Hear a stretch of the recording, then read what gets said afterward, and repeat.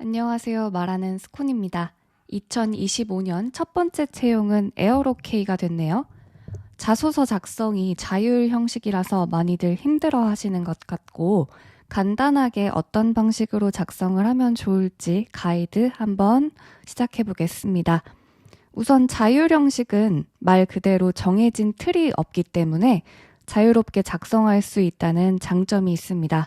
하지만 여러분들은 지금 그 자율라는 말에 너무 어려워하시는 것 같은데, 여기서 중요한 건 논리적인 흐름과 명확한 여러분들의 캐릭터, 가치관, 메시지를 담아야 읽는 사람, 즉 채용 담당자가 여러분들 지원자가 어떤 것을 강조하려고 하는지를 전달을 받게 됩니다. 그래서 기존의 자소서 작성과 같이 본인만의 경험담이나 가치관 등을 적어야 하기 때문에 특별한 큰 이슈는 필요가 없다고 생각을 해요. 그러니까 지금 갖고 계신 재료들 가지고 활용을 하면 좋겠죠.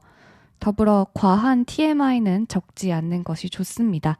예를 들어서 청주에서 태어나서라든지 제 친구가 일하고 있어서 이런 추측이 가능한 문구나 조금 글을 읽는데 문맥상 필요 없는 그런 포인트들이 있는지를 글을 다 쓰고 마지막에 제거하는 것이 좋습니다. 먼저 글의 구조를 네 문단으로 나눠 드릴게요. 첫 번째로 도입부, 두 번째로 성장 및 가치관, 그리고 경험과 역량, 세 번째로 지원 동기, 네 번째로 마무리, 이렇게 가면 좋은데 간혹가다 지원 동기를 먼저 말씀하시고 작성하시고 그 다음에 성장 가치관, 경험, 역량 이런 부분으로 흐름을 가져가도 상관은 없습니다. 이건 여러분들의 선택에 맡기겠습니다.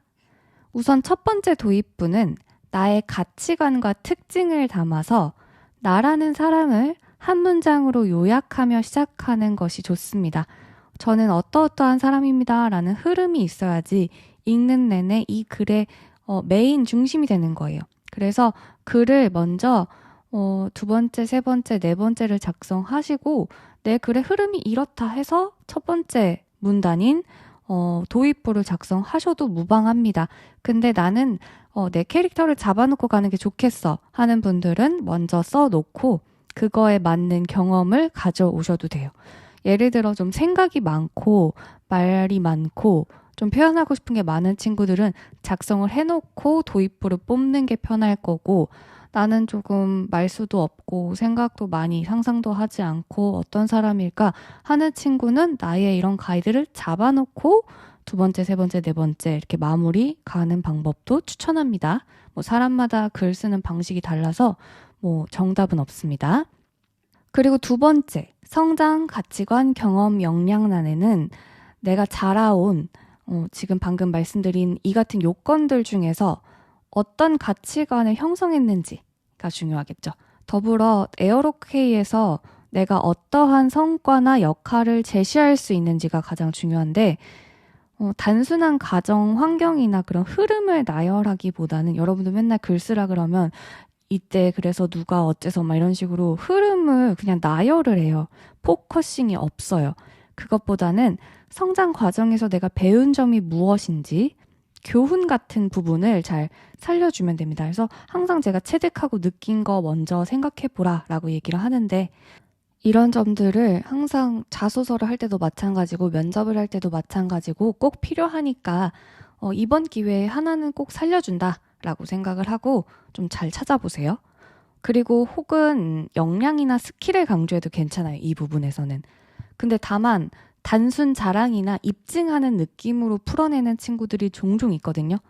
그래서 그런 것보다도 역량이나 스킬은 본인이 어떤 문제점을 직면했을 때 그 문제점을 분석을 어떻게 했고 어떤 방식으로 누구와 함께 해결을 했는지에 대한 과정이 들어가면 더욱더 신뢰감이 높은 글로 탄생을 하게 될 겁니다. 세 번째 가볼게요. 지원 동기에서는 본인과의 연결고리, 즉 에어로케이를 선택한 이유와 더불어 해당 항공사의 핵심 가치나 제가 매번 말하는 홈페이지에 있는 내용들 있죠. 그리고 비전, 그리고 회사에서 우리가 지금 밀고 있는, 강조하고자 하는 부분이 분명 있을 거예요. 그래서 뉴스 등을 이렇게 검색을 해보시고 다양한 연결고리를 찾아서 풀어내면 논리적인 자소서가 됩니다. 예를 들어 에어로케이는 다양성을 존중하고 도전의 가치를 아는 항공사입니다. 제가 읽기에는 이런 것들이 있었는데 저는 다양한 문제 해결 경험을 통해 상대를 이해하고 더불어 에어로케이에서 새로운 도전의 가치를 함께 창출하는 데 기여하고자 합니다. 하는 문구가 들어가주면 좋아요. 그래서 시작 멘트, 세 번째 문단의 시작 멘트를 통해서 어떤 지원 동기로 갈지 방향을 잘 잡아주세요. 네 번째 결론 가겠습니다. 마무리죠. 앞으로도 여러분들이 어떤 마무리 글을 작성하실 때는 포부나 목표나 회사에 대한 로열티나 열정, 다짐, 다 같은 의미예요. 본인이 생각하는 배움의 자세, 도전의 자세, 창의적인 움직임, 이런 것들이 이제 에어로케이의 방향성에 맞게끔, 그래서 본인이 어떤 방식으로 성장할 준비가 되어 있습니다. 혹은 어떤 도전을 통해서 에어로케이를 땡땡한 항공사로 함께 만들어 가보고 싶습니다. 등등의 좋은 표현들이 정말 많습니다. 이렇게 마무리를 짓게 되면 적어도 한 800에서 1000자 정도는 나올 거예요. 근데 우리 글자 수가 무려 2000자인데 이걸 다 채워야 되나요?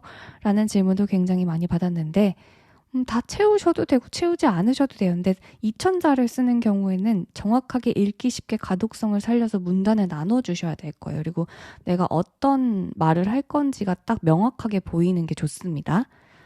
그래서 중요한 건 가독성인데 여러분들이 글을 다 쓰고 이제 몇 가지 체크해 볼 부분까지 말씀을 드릴게요. 첫 번째로 직무 적합성과 본인의 핵심 역량을 어떤 방식으로 활용할지 먼저 큰 그림을 그리고 나서 앞에 설명해 드린 바와 같이 4가지 문단을 나눠서 어떻게 풀어갈지를 생각하고 작성해 보시는 것을 추천을 하고요. 두 번째로 더불어 진정성 있는 이야기를 작성을 하되 진부해지지 않게 핵심만 간결히 가져가는 것이고 상황을 순서대로 아까도 얘기했지만 나열하는 게 아니라 배운 점을 통한 가치관 형성을 꼭 살려주세요. 마지막으로 가독성을 살리기 위해서는 누군가에게 이야기를 하는 방식으로 쓰게 될 테지만 논리적으로 하는 걸 어려워요 라고 하시는 분들은 그냥 그 말이 뭐냐면 앞뒤 문맥 흐름이 잘 맞는지만 확인을 해주시면 됩니다. 그리고 에어로케이가 원하는 인재상과 문화를 기반으로 작성을 하신다면 담당자가 읽었을 때 좋은 인상이 남지 않을까요? 그래서 저는 이런 방법이 여러분들에 대한 좋은 인상을 남길 수 있는 방식이라고 생각을 합니다. 글을 쓸 때 너무 어렵다면 키워드를 먼저 뽑아놓고 작성을 하셔도 좋고요.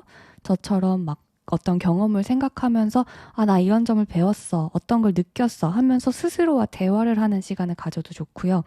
내가 글을 정 못 쓴다 하면은 요즘에 AI 기반으로 된 글 써주는 것도 있잖아요. 한번 그런데 부탁도 해보세요. 그래서 어떻게 글이 짜임새 있게 쓰여지는지를 보고 좋은 그런 예시가 있으면 그 예시를 보고 따라가는 것도 좋아요. 다만 너무 그런 딱딱한 말투라든지 읽었을 때 눈에 들어오지 않는 형식이라면 나의 워딩으로 바꿔주는 것도 중요하겠죠.